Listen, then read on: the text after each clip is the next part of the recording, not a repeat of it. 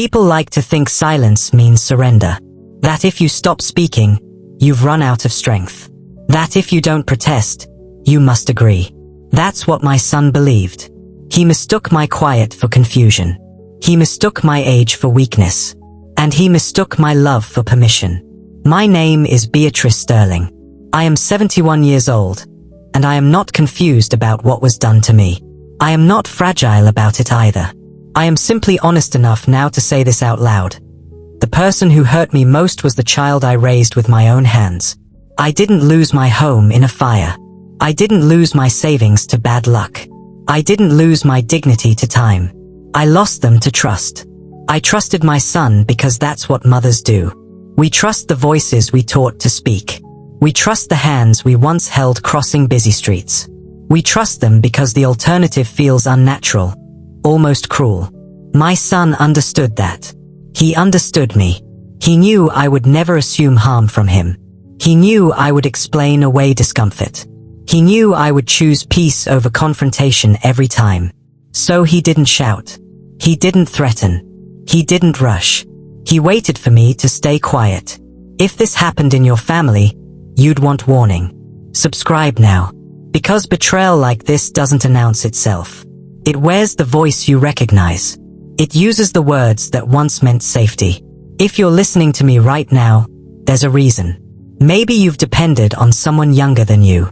Maybe you've signed papers you didn't fully understand because the person across the table shared your last name.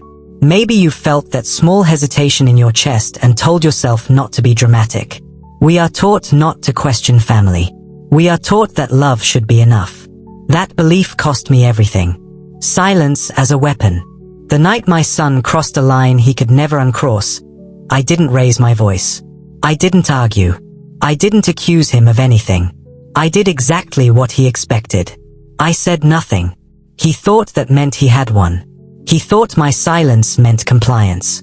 He thought the absence of resistance meant the absence of awareness. What he never understood is this. Silence can be restraint, not surrender. It can be observation. It can be memory sharpening itself. Silence can be patience with a purpose.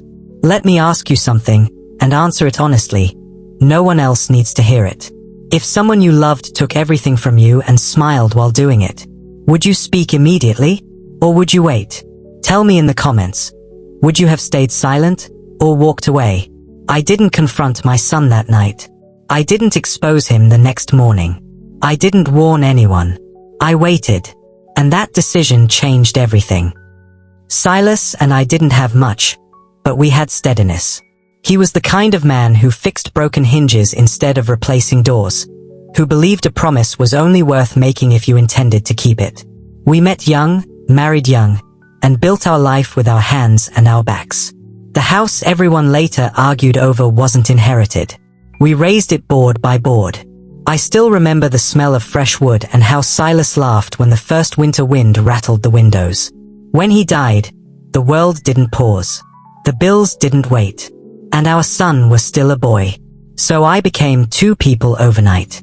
I became the mother who held him together, and the provider who held the house upright. I learned how little sleep a person truly needs. My mornings began long before sunrise, when the streets were empty and quiet. I baked bread in a small local shop, my hands cracked from flour and heat. By evening, I scrubbed offices where no one knew my name, wiping fingerprints from desks that belonged to people who would never notice the woman keeping their workspace clean. Every dollar went to SJ. I didn't buy new clothes. I didn't travel. I told myself rest could wait. When he wanted to play basketball, I found the money for shoes. When he talked about college, I found another shift. When an internship opportunity came up that didn't pay, I sold what little jewelry I had left, including a brooch that once belonged to my grandmother.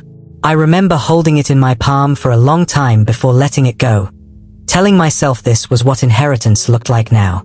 People call that sacrifice. I just called it parenting. SJ grew taller, sharper, more confident. I watched him learn how to speak to adults without flinching. I watched him learn how to take up space. When he graduated, I cried harder than I did at my own wedding. Not because I expected anything in return, but because I believed I had done my job. He rose quickly after that. Real estate. Development. Meetings I didn't fully understand but listened to anyway. He'd come home wearing suits that fit better than anything Silas ever owned, and I would smooth the wrinkles from his jacket like I used to smooth his hair before school. I was proud. Deeply proud. If you're listening to me now, let me ask you something quietly, honestly. How much of yourself have you given to your children? How many times have you said, "I'm fine," when you weren't? How many things have you let go of because you told yourself love required it? I never felt resentful. I never kept score. I believed that raising a good man was the reward. And for a long time, I thought I had succeeded. We all know a mother like this. Subscribe if you see her. Because stories like mine don't begin with cruelty. They begin with devotion. They begin with trust. And that's what makes what came later hurt in ways that don't fade easily. I didn't raise my son to abandon me. I raised him to stand tall. I just didn't realize what he would stand on. After years of raising SJ with my own hands, I thought I had a clear view of the man he would become. I imagined him confident. Yes, but kind. Grounded. Someone who remembered where he came from. I thought devotion and honesty were things a mother could instill and a son could carry into adulthood. SJ became everything I had hoped for, and more. He moved through the world with a presence I hadn't expected. Real estate developer, investor, man whose handshake could close deals worth more than my entire life savings. He wore suits that whispered power, polished shoes that tapped authority across hardwood floors, and a smile that made people assume everything about him was unassailable. People listened when he spoke, and he knew it. He savored it. But with power came a different language, one I could feel but struggled to fully grasp. He began talking about assets and liabilities, not in casual conversation, but as if our family, our memories, our home, were numbers on a balance sheet. "The house is a liability, Ma," he said one evening, sipping bourbon I didn't recognize the name of. "Taxes are rising. Maintenance is a drain. We could protect your future by transferring ownership. You'd live here rent-free forever, but the paperwork ensures long-term security." I had trusted him completely. I still do, in the sense that mothers never stop believing in their children. But there was a shift I couldn't ignore. The warmth, the shared understanding, the little touches of love I thought immutable. They were quietly replaced by calculated concern. Concern with a purpose that wasn't mine. And then there was Alana. She was polite enough, with a smile that lit rooms, but always precise, measuring, conscious of the eyes that could see them both. She never needed to raise her voice. You could feel the weight of her expectations without her saying a word. Her influence wasn't overt. It wasn't drawn like a villain in a storybook. It was subtle, pervasive, like a draft slipping through cracks. She wanted appearances perfect, dinners flawless, relationships polished for the public gaze. I tried to hope she'd temper SJ's growing obsession with image, but her standards often magnified it instead. They began coming over for Sunday dinners once a month. Not long, not casual, always punctual and efficient. They brought news of business, discussions about investments, and polite updates on friends I didn't know.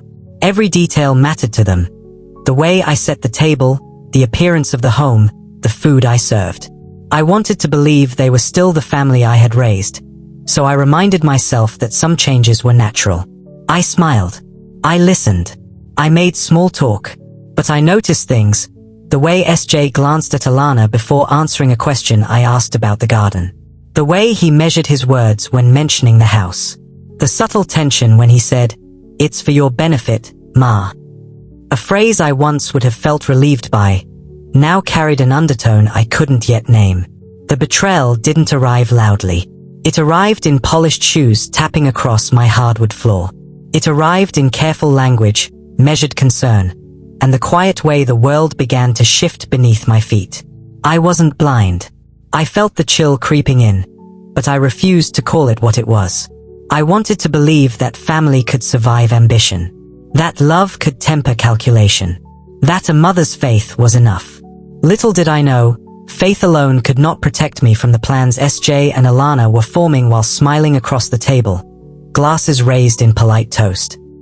He called it protection. "Ma," he said one evening, swirling an expensive bourbon in his glass, "I'm worried about you. What if something happens?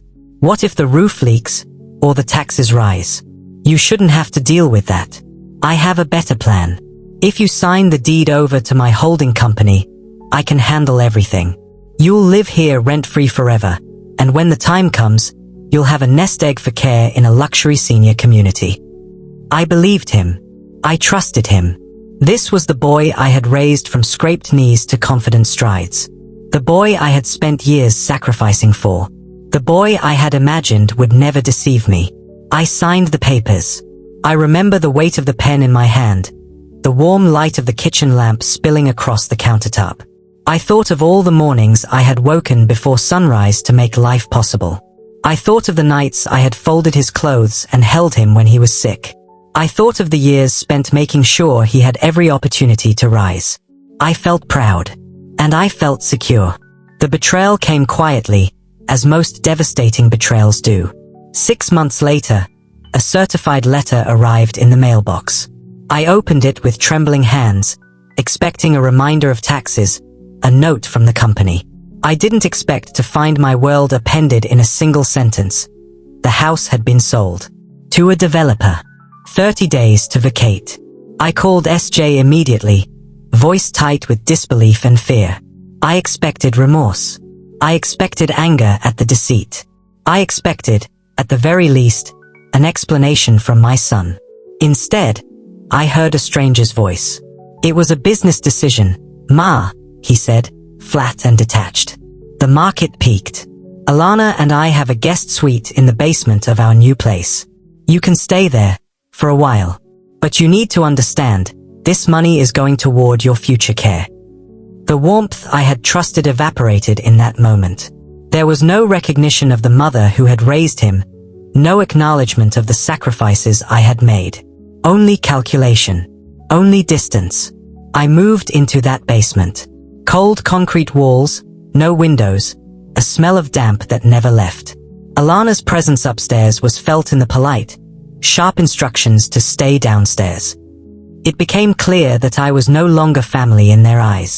I was a problem, tucked out of sight, a shadow they tolerated because they had to. At their summer gala, the final blow landed.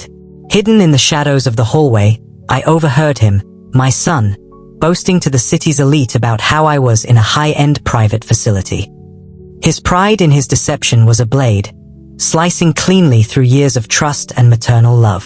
"A fortune," he said, "but she deserves it, even if she doesn't recognize me anymore." Was this protection or theft? That question haunted me. It wasn't just my home he had taken. It was my identity, my dignity, my life's work. And the more I replayed his words in my mind, the sharper the realization became.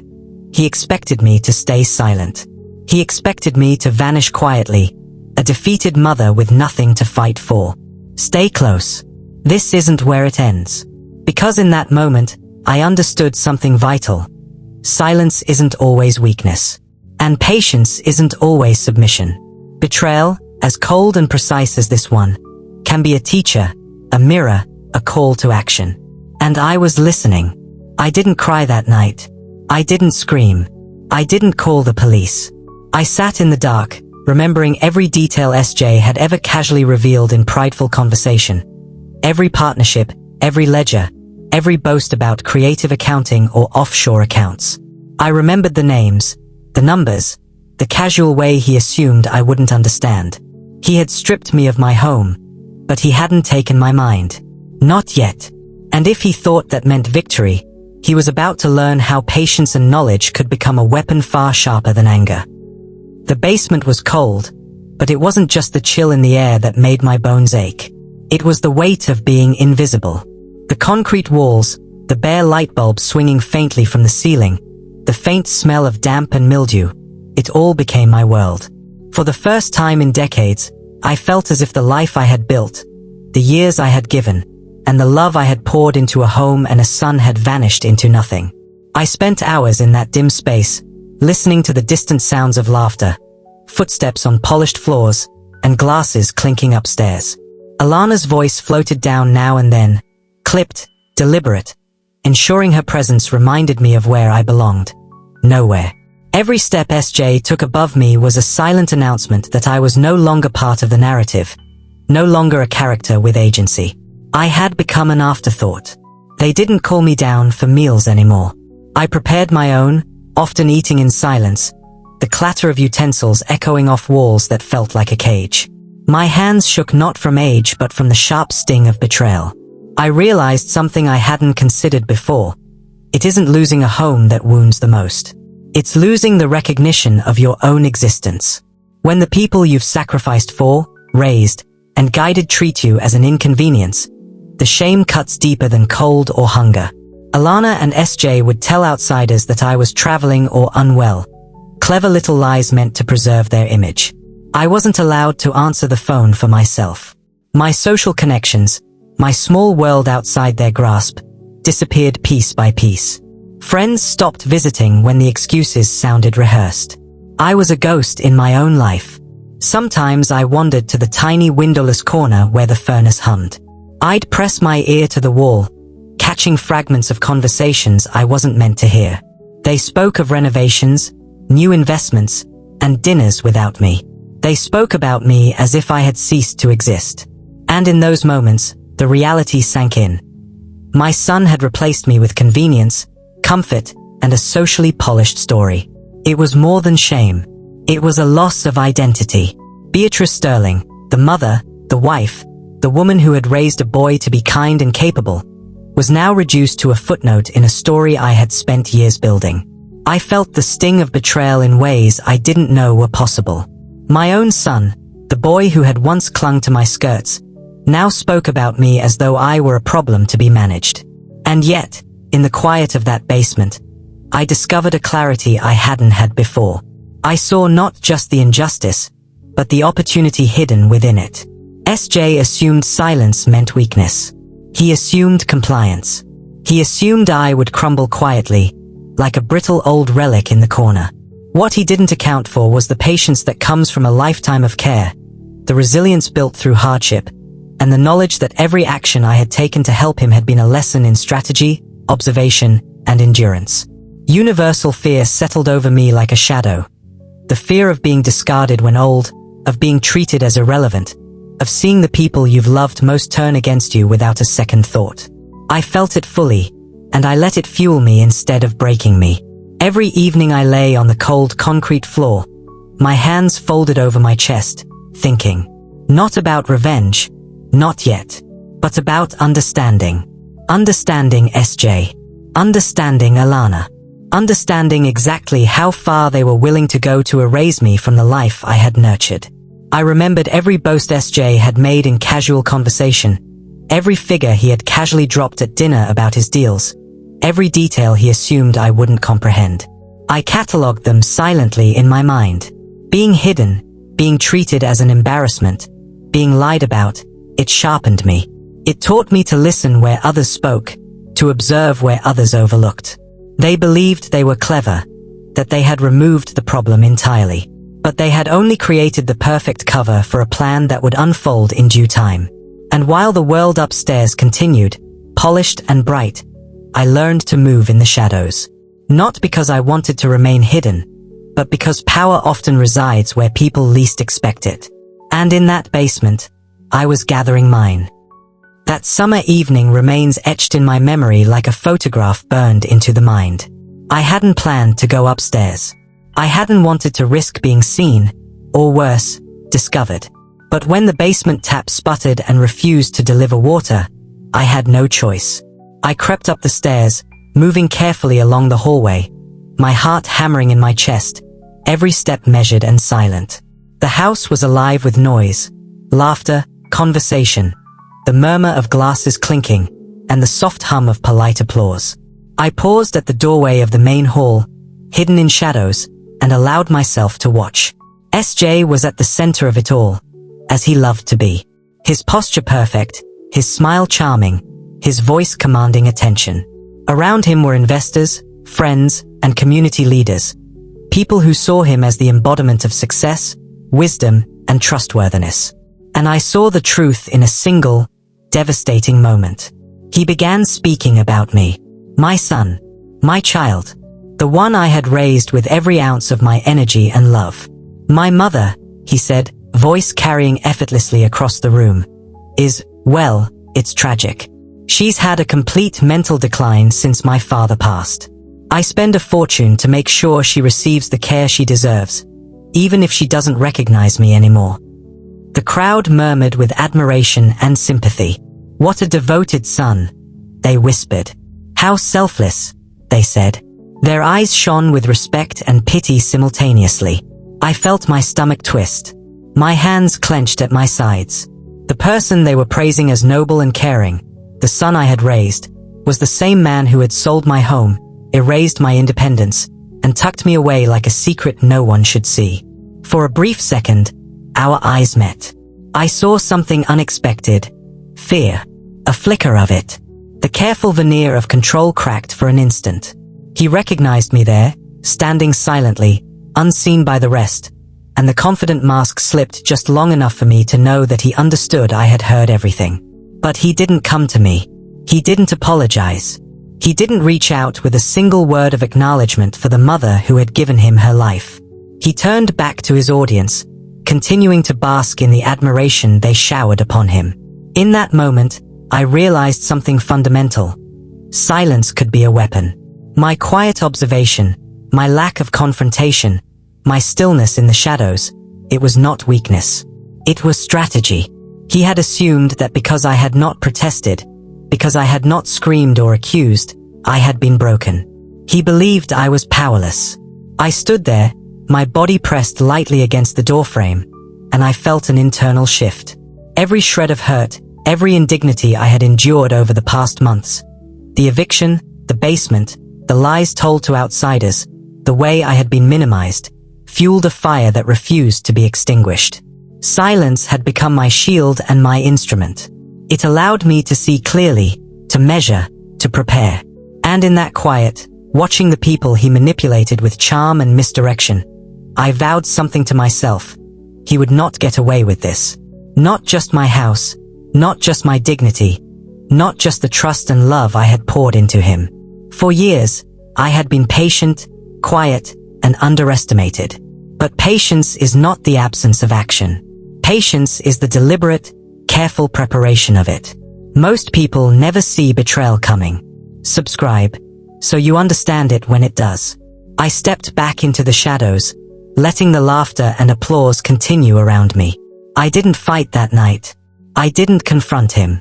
I didn't even move from the doorway. I waited. I observed. I learned.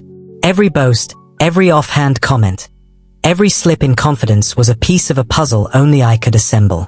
By the time I returned to the basement, I was not the same woman who had walked upstairs. I was sharper. I was aware. And I was ready to begin collecting the proof he thought I couldn't understand. The silence that SJ assumed was submission had now become my power. I sank into the corner of the damp concrete, letting the echoes of his laughter drift above me, and for the first time in months, I smiled. For the next 3 years, I became a ghost in my own life. Not the kind that haunts with chains and moans, but a quiet, unseen presence who knew everything yet revealed nothing. SJ and Alana grew comfortable with my presence in the basement, assuming I had accepted my diminished place. They thought I had broken. They thought I was powerless. They were wrong. He wanted a ghost. He wanted the mother who had raised him to vanish quietly, to fold herself into the corners of his carefully curated life.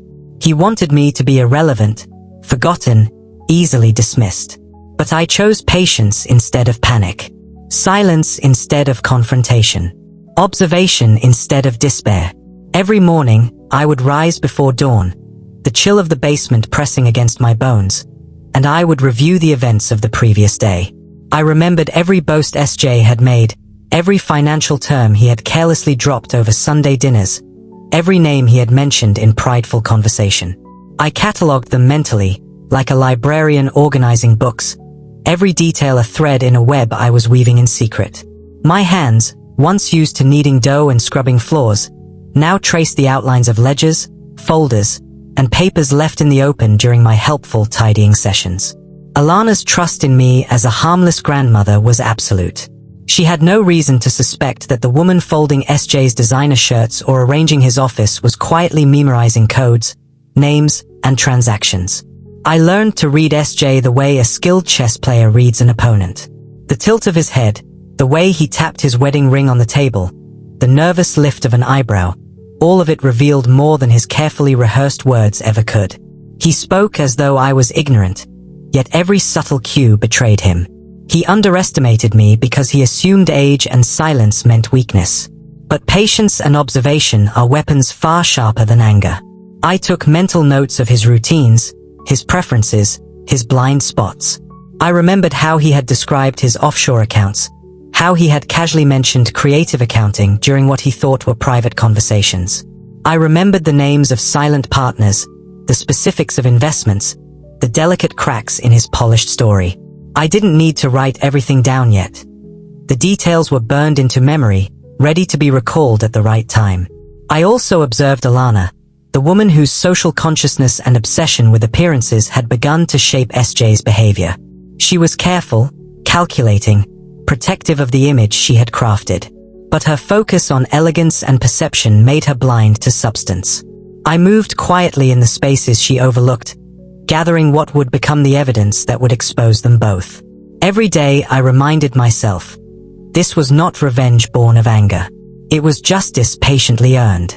This was the redress of years of manipulation, lies, and betrayal.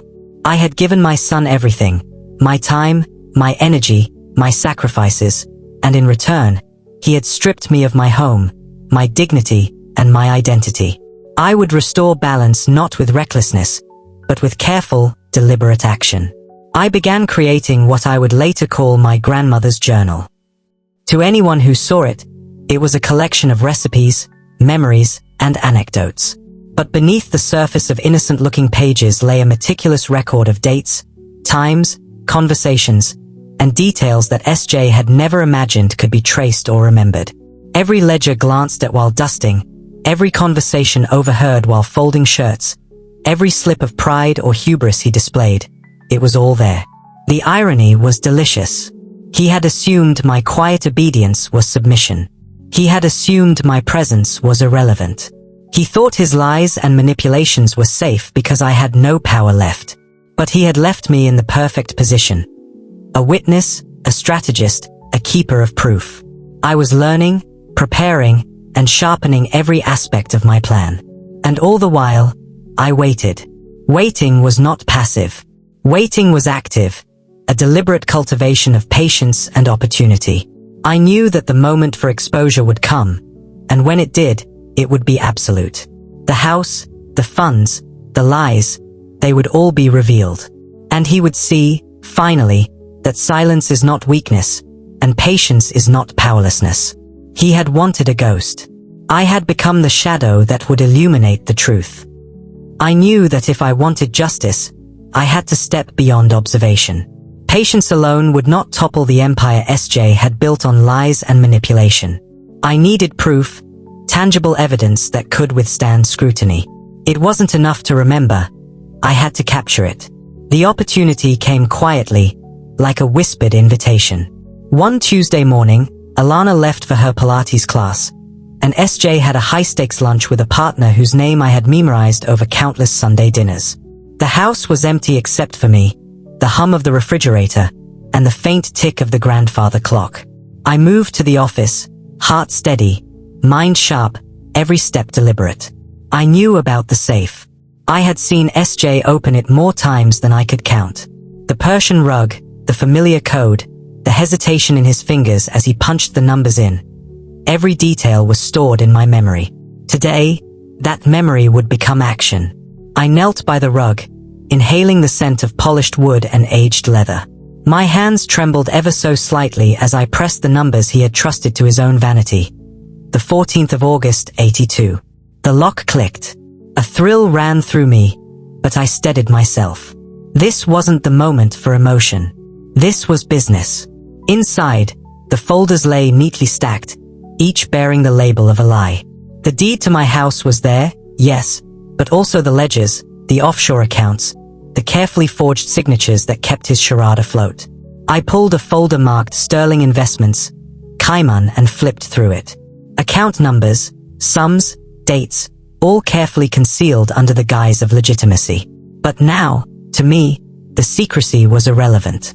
At the bottom of the safe, I found a blue folder that stopped my heart. Letters from Mrs. Gable, my neighbor and friend, who had been quietly supporting SJ in what she thought were genuine investments. She was pleading for her dividends, her medical needs, her trust in him laid bare on paper. SJ had dismissed her concerns with a red pen mark, ignore, non-essential. A cold anger settled over me, but I didn't give it voice. This wasn't business. This was hunting. And I had become an expert at it. I didn't remove the originals. I was smarter than that. Instead, I used the high-speed scanner SJ had boasted about, the one he had purchased to digitize important documents. Page by page, ledger by ledger, I scanned everything to a secure email account I had set up from the public library.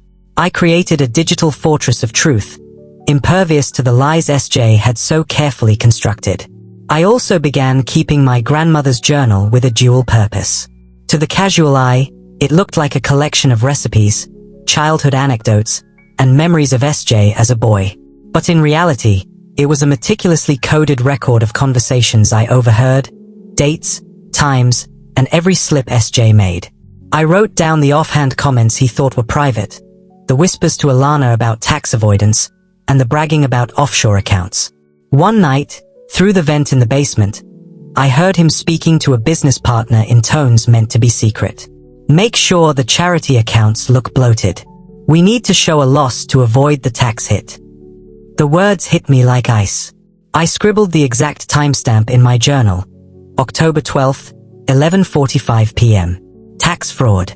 Elder exploitation. And there it was in his own voice, confirming everything I had suspected. Each document I scanned, each note I wrote, reinforced the reality. SJ's world was a fragile house of cards. He had created the illusion of success and generosity, yet beneath it all, there was greed, deception, and betrayal. The realization tightened my resolve. Every Sunday dinner, every boast, every laugh, he had unknowingly provided me with the tools to dismantle him. I allowed myself one small moment of grim satisfaction. For all his sophistication, his vanity was his undoing.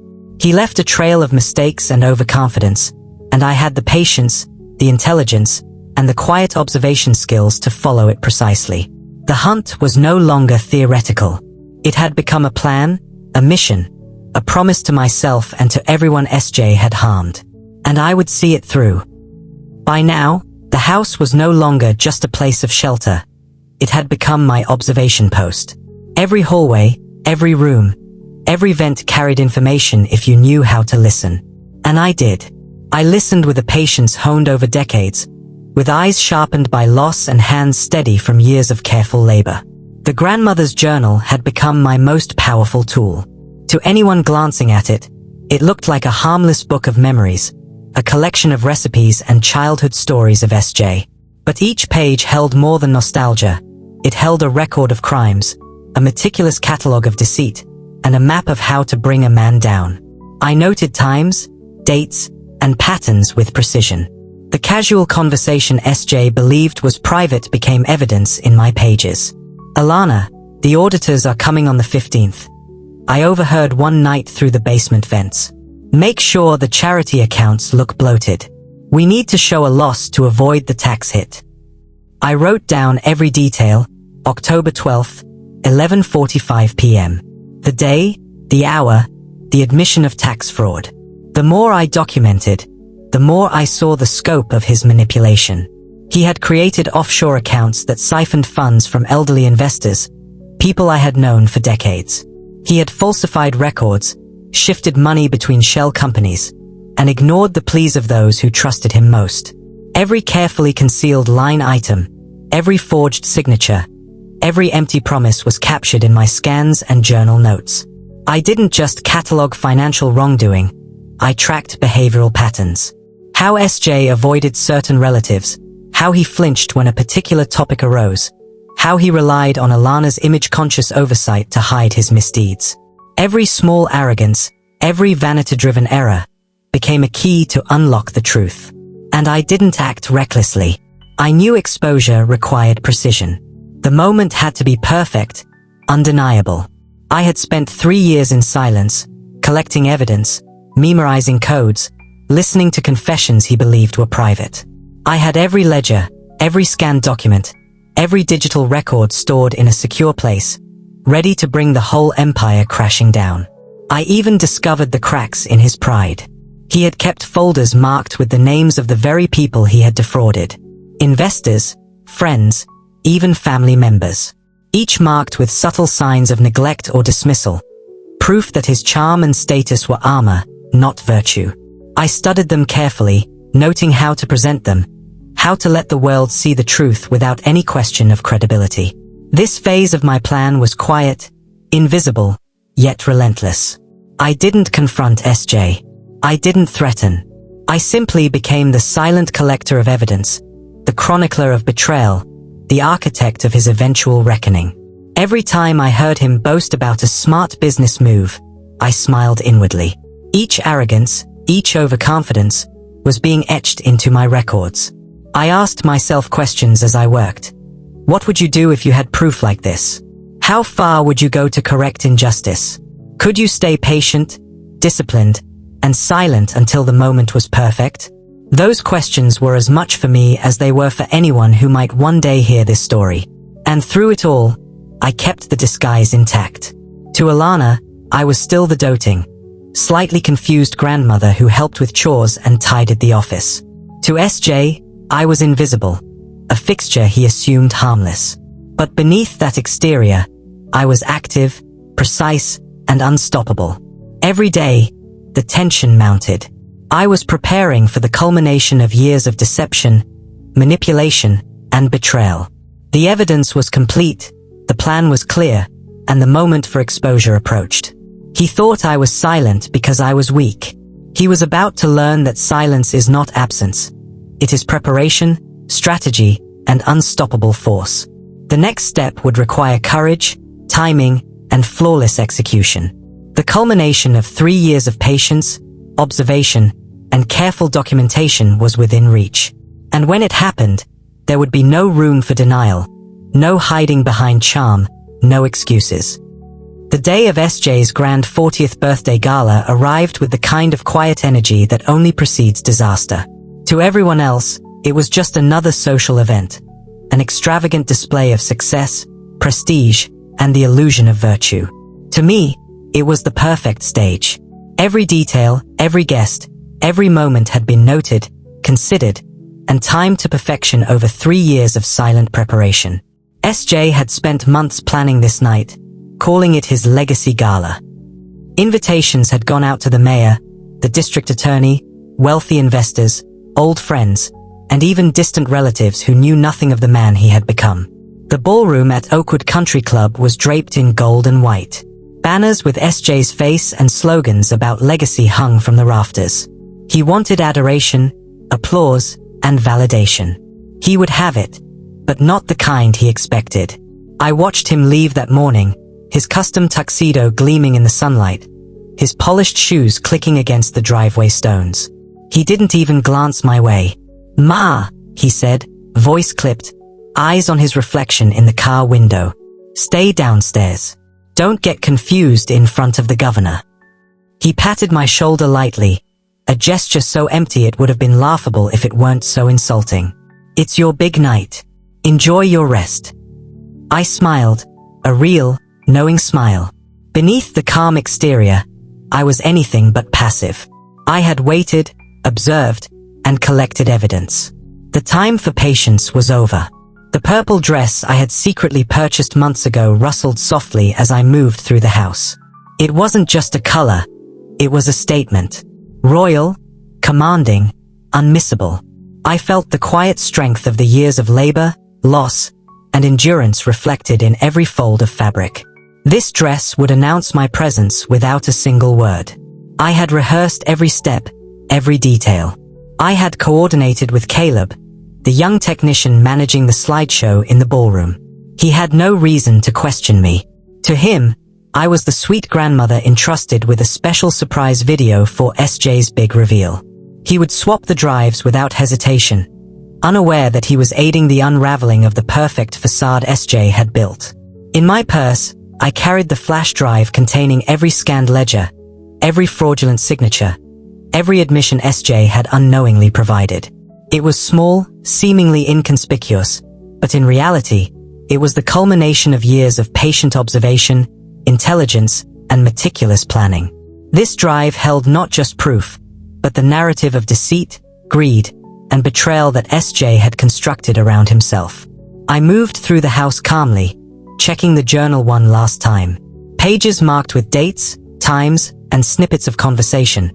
The entire pattern of SJ's crimes were referenced and ready for deployment. I traced a mental map of the ballroom, noting sightlines, exits, and the path I would take. Every security measure, every staff member, every small window of vulnerability had been accounted for. As the cab pulled up to the side entrance of Oakwood Country Club, I felt the strange serenity that comes with the knowledge that the outcome is finally within your control. The banners loomed above, the lights glimmered, and the doors to the ballroom waited. SJ believed he was at the center of attention, commanding admiration. In truth, the chessboard had been set for months, and I was about to move the final pieces. Every footstep brought me closer to the moment when truth would not just be revealed but made unavoidable. I adjusted the flash drive in my purse, smoothing the fabric of my dress, and reminded myself, silence had been my weapon. Patience had been my strategy. Now, the exposure would be both swift and absolute. This was the calm before the storm. Everything I had sacrificed, observed, and endured was about to converge. The legacy SJ thought he controlled was about to be rewritten. The quiet observer would finally step into the light, and the man who expected my silence would discover just how potent it could be. The moment arrived, and the ballroom was filled with the sort of energy that comes from pride and expectation. SJ stood at the head table, chest out, hand on Alana's arm, his polished smile a mask of absolute confidence. To everyone else, this was a celebration of success and hard-earned achievements. To me, it was the stage upon which deception would be unveiled in full clarity. I had asked Caleb to prepare the final highlight reel, which SJ believed would be a touching video of his childhood and accomplishments. He had no reason to doubt me. I slipped quietly into the technician booth, feeling the weight of years of planning settle into a calm determination. The flash drive was ready. With one gentle switch, the drive containing the truth replaced the one SJ expected. The lights dimmed, the projector flickered, and the first images appeared on the screen. Faces of local investors, friends, and family smiled back in a montage SJ thought would glorify him. Then the images shifted. The screen displayed the eviction notice for my cottage, highlighted and impossible to ignore. Gasps swept through the room. Murmurs of confusion and shock replaced the polite applause SJ anticipated. And then the audio began. My small, hidden recorder played SJ's own voice, captured months earlier in the basement vents. It was a business decision. Ma, stay in the basement. I don't want you getting confused in front of the governor. The sound of his laughter, cruel and casual, echoed through the speakers. His eyes widened. He gestured frantically, whispering to Alana, but the words fell flat, unheard by the stunned crowd. I watched faces pale. Investors realized they were named in folders marked high risk or defrauded. The district attorney's gaze sharpened as he saw names he recognized, tied to money that had vanished. Whispers became a tense silence. No one moved. Every guest understood that the man they had admired had used them, manipulated them, and betrayed trust. I took a deep breath and stepped out of the shadows, walking directly to the center of the dance floor. My purple dress caught the light, commanding attention without a single word. The room fell completely silent. SJ's face drained of color, his carefully constructed aura collapsing in real time. I'm right here, SJ, I said, my voice steady, amplified by the microphone I had taken from the podium. I'm not unwell. I'm not incapable. I am your mother, and I have spent years collecting every lie, every deception, and every crime you thought would remain hidden. Alana tried to speak, flustered and panicked, but no sound emerged. SJ opened his mouth, but no words could justify the betrayal. I turned to the district attorney and motioned to the flash drive in my purse. "Everything you need is right here," I said. "Cayman Island accounts, forged signatures, diverted investments. You'll find it all. Every piece of the empire SJ built on lies and greed is documented." The murmurs of the guests grew louder, a mixture of horror and vindication. Cameras clicked, phones recorded. The mayor leaned forward, clearly taken aback by the evidence presented in real time. Everyone present could see the contrast between the man SJ claimed to be and the man he had truly become. SJ took a step toward me, face twisted with anger, disbelief, and fear. "You old hag. You ruined everything," he shouted. "Do you have any idea what I've built?" "You built it on my sacrifices, SJ," I replied calmly. "You built it on stolen trust, on false smiles, on lies. And now, the foundation has crumbled." Two uniformed officers, initially stationed for event security, stepped forward. They had been briefed by the district attorney and the organizers. SJ's eyes darted around the room, realizing for the first time that there was no escape from the truth he had long ignored. I watched him struggle, the mask of charm stripped away, leaving only the man who had underestimated his mother. My journal, my scans, my patience, they were all proof that silence is never weakness. It is a strategy, a shield, and, when necessary, a weapon. As SJ was escorted out in handcuffs, the room erupted in whispers, questions, and stunned disbelief. Some guests looked at me with admiration, others with shock, and a few with unease, realizing just how easily deceit can hide behind a polished smile. But I didn't seek their praise. I had finally corrected the wrongs, restored justice, and reclaimed my dignity. I addressed the room one final time. This wasn't about revenge for its own sake. This was about truth, justice, and accountability. Every lie has consequences. Every betrayal will be seen for what it is. Let this be a lesson to all who think they can manipulate those who love them most. And with that, the night shifted from celebration to reckoning. Cameras recorded, phones captured, and the story spread faster than any carefully crafted social media campaign could. The man who expected my silence had been exposed. The truth had arrived in full force. Comment below, do you think this was justice, or is there still more betrayal lurking in plain sight? The chaos of that night rippled far beyond the gilded walls of Oakwood Country Club. SJ's carefully curated world collapsed under the weight of undeniable truth. The police officers, initially stationed as a precaution, now took official action.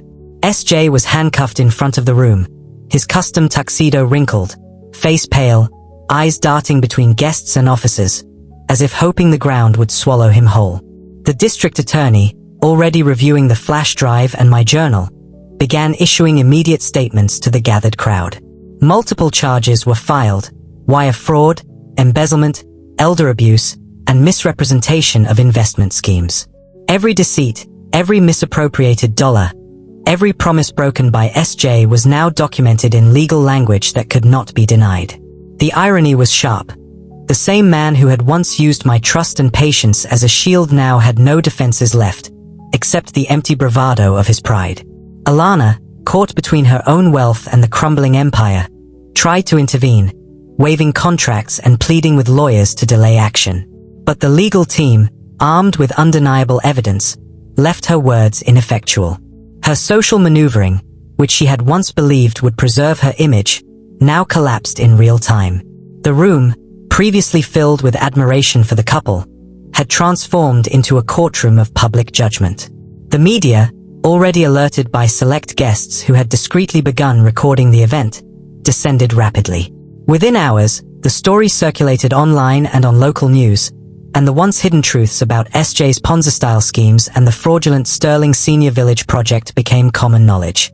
Investors, friends, and community members realized they had been exploited, manipulated, and lied to by someone they had trusted. Meanwhile, the legal process began securing restitution. Because the transfer of my cottage had been carried out under false pretenses, the deed was vacated by court order. The developers, wary of a public scandal and potential lawsuits, opted for a settlement that not only reimbursed me for the property but also allowed me to reclaim the land in full. My modest cottage, rebuilt exactly as Silas and I had intended decades ago, now stood as a symbol not just of survival, but of regained autonomy and dignity. Funds from SJ's offshore accounts were recovered as well, a process that took months but was made possible by the meticulous documentation I had collected. Those resources were directed toward establishing the Beatrice Community Trust, a non-profit dedicated to protecting seniors from financial exploitation, offering legal guidance and advocacy. This was a tangible way to transform the betrayal I had endured into something that strengthened the very community SJ had sought to deceive. Even months into SJ's 10-year sentence, he attempted to manipulate from behind bars. Letters arrived, full of the same self-centered pleas and attempts to influence decisions regarding asset management. I did not respond. I framed the first letter beside a photograph of SJ as a child, a quiet reminder of what he had once been, and the lessons he had discarded. The local press followed the proceedings closely. Headlines declared the fall of the charming developer who deceived his mother, and opinion pieces debated the severity of his crimes. The narrative, once controlled by SJ, had been reclaimed. Public opinion sided not with his fabricated image, but with the truth I had unearthed. Every apology he failed to offer, every explanation he could not defend, only reinforced the lesson. Betrayal carries consequences, and patience coupled with knowledge can restore justice. I returned to my porch, my sanctuary. The sun cast a golden glow across the garden I had tended for years, a space filled with the quiet triumph of diligence, patience, and foresight. Mrs. Gable visited often, her gratitude tangible in her smile and the careful way she held her medication, secure and accounted for, thanks to the work SJ had tried to sabotage. I realized, with a quiet sense of fulfillment, that my victory was not in the humiliation of SJ alone, but in the restoration of order, the protection of the innocent, and the reclamation of my dignity. My name, once trivialized in whispered jokes and false portrayals, now stood for resilience, strategy, and justice. Silence, I had learned, was not weakness. It was preparation for the storm that would restore balance. The truth had freed me, empowered me, and allowed me to rebuild not only my home but also my legacy. I had given SJ everything: time, trust, and love, but he attempted to steal more. Yet in his failure, I reclaimed what was mine and ensured that others would not suffer as I had. And as I sat there, watching the wind sway the leaves in the late afternoon sun, I finally understood. The sweetest justice is not just seeing a wrong corrected. It is knowing that those who thought they could dominate your life are powerless when patience, intelligence, and resolve take hold. With SJ behind bars and the legal battles resolved, I finally had the freedom to rebuild not only my life but also my sense of self. The modest cottage Silas and I had dreamed of returned to me, not as a structure of bricks and mortar alone, but as a sanctuary of dignity, memory, and reclaimed authority. Every plank I placed, every coat of paint brushed onto the walls, reminded me that life could be rebuilt even after betrayal had shaken its foundations. I decided to honor the past while shaping the future. The cottage retained its simplicity, the comfort of familiarity, but with subtle changes that spoke to resilience and wisdom. A sun-drenched wraparound porch welcomed me each morning, a place to watch the town awaken, birds fluttering, neighbors greeting, life moving in a rhythm I now controlled. For the first time in years, I felt that deep, unshakable peace that comes from knowing the world can no longer dictate your worth. But reclaiming my home was only part of the restoration. I knew that the suffering caused by SJ's greed had extended far beyond my own family. People I had known for decades, friends, neighbors, and even casual acquaintances, had been quietly devastated by his schemes. The letters from Mrs. Gable, my old neighbor and Sunday school teacher, haunted me in those early days of quiet reflection. She had trusted the boy I had raised, and in doing so, she had suffered unjustly. With the recovered funds and the remaining settlement from the house, I established the Beatrice Community Trust. It was a name that carried weight, not because of wealth, but because it symbolized protection, oversight, and empowerment for the elderly and vulnerable. The trust offered financial guidance, legal advocacy, and practical assistance for seniors navigating the often treacherous waters of family betrayal and financial exploitation. It became my mission to ensure that no one else would feel as powerless as I had when SJ thought my silence meant weakness. I invited Mrs. Gable to the first official meeting of the trust. She arrived, frail but determined, a mixture of hope and caution in her eyes. She had been hesitant for years, worried that confronting her losses would open old wounds, but now she stepped into the light of accountability. I welcomed her into my home, showed her the reconstructed cottage, and walked her through the steps we had taken to secure restitution for everyone affected. Her hands trembled slightly as she clasped mine. "Beatrice," she whispered, voice thick with emotion. "You didn't just recover what was mine. You gave me back my dignity. I thought I had been foolish, but you proved that truth will always rise, no matter how long it sleeps." Tears blurred my vision, but I smiled. This was the moment when personal victory and communal restoration intertwined. The cottage, once a symbol of what SJ had stolen, now represented resilience. The community trust, once an idea conceived in quiet frustration, became a living, breathing force for justice. Every senior who walked through its doors would know that they were not alone, that protection existed, and that the careful observation of truth could reclaim what had been lost. Even in the quiet hours, I reflected on the journey. I thought of SJ, the boy I had nurtured, and the man he had chosen to become. I mourned the loss of what might have been, but I did not regret the path I had taken. Silence had been my ally, patience my shield, and strategy my instrument. I had proven that justice is not always immediate, but it is inexorable. Now, at 71, I spend my days tending the garden, watching neighbors gather for lessons from the trust, and sipping tea on the porch as the sun dips low behind the hills. Life has regained its color and rhythm. The hurt that SJ inflicted could not be erased entirely, but it had been transformed into purpose, into guidance, and into a living legacy of vigilance and care. The letters he sent from prison, pleading, manipulative, still attempting to assert control, sit framed on the hallway wall beside a childhood photograph. They are reminders, not of pain, but of triumph. They remind me that silence, when guided by wisdom and observation, can be the most powerful response to betrayal. And in the stillness, I finally understood. The sweetest victory is not the fall of the deceiver alone, but the restoration of life, trust, and dignity to those who had been wronged. The cottage is warm, the garden blooms, Mrs. Gable smiles freely, and the trust continues to safeguard countless others. My name, once vulnerable in the hands of my son, now stands for strength, foresight, and unwavering justice. Even after all the court proceedings, restitution, and public exposure, life had a quiet rhythm that SJ could never touch. Months into his sentence, a letter arrived, sealed in the familiar blue envelope, stamped from a correctional facility. My hand trembled slightly as I took it from the mailbox. It was the same old voice I had known all my life, now caged in words that tried to manipulate, guilt, and claim affection. "Mother," he wrote, "I never wanted it to come to this. I've thought about you every day, and I hope you are using the recovered funds wisely. I still want to help, to make things right. Please consider writing back. I miss you." I paused, absorbing the layers of arrogance, regret, and entitlement folded into each carefully chosen phrase. For a moment, I could almost see the boy I had nurtured, teaching him to ride a bike, soothing scraped knees, whispering encouragement into his tiny ears. But that boy had been replaced by a man who believed my love could be purchased, silenced, and manipulated. I placed the letter on my desk without opening it again. This time, I chose silence once more, but a different kind. It wasn't passive. It wasn't waiting in the shadows with a slow-burning plan. It was deliberate, informed, and powerful.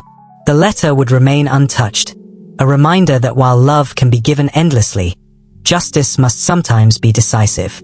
I did not need to respond to validate my victory. The outcome had already proven the truth.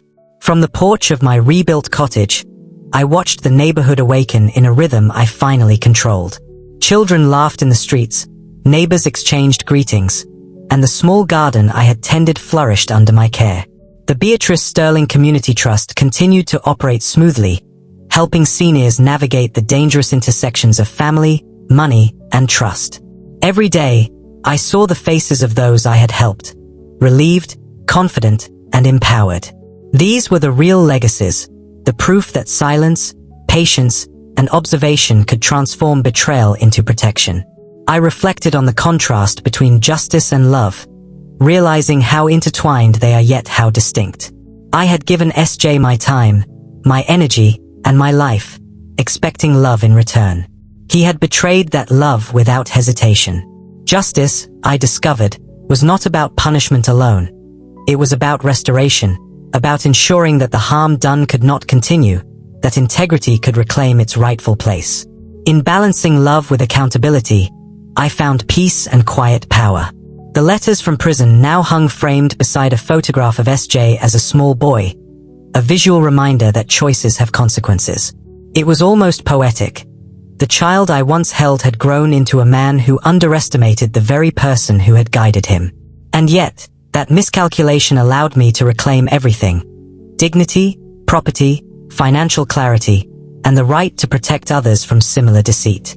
Even in the still moments, I thought about the journey, the sleepless nights, the quiet observation, the patience that had allowed me to gather evidence while SJ and Alana celebrated their temporary triumphs.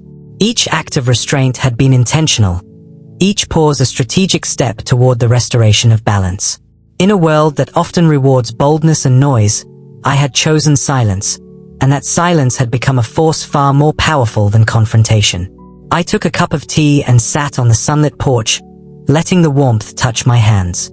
The wind carried the scent of roses from the garden, a calm that contrasted sharply with the tension, deceit, and betrayal that had once dominated my life.